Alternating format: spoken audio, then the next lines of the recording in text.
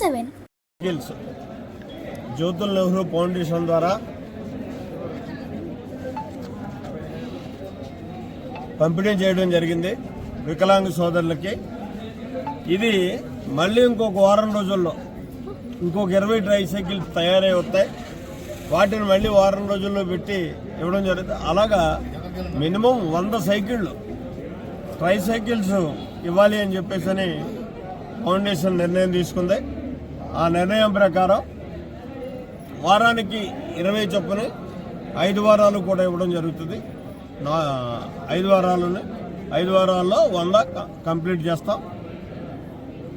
వికలాంగులకి చేయూతనివ్వాలి అనేటటువంటి ఆలోచనతో చేసినటువంటి కార్యక్రమం ఇది. దీనికి ప్రధానంగా ఈరోజు ఒక మంచి ప్రభుత్వం ఈ రాష్ట్రంలో ఉండడం కూడా కారణం. ఎందుకంటే ఒక జ్యోతుల్ నెహ్రూ ఫౌండేషనే కాకుండా ప్రభుత్వ భాగస్వామ్యంతో కూడా ఈ కార్యక్రమాన్ని నిర్వహిస్తున్నాం.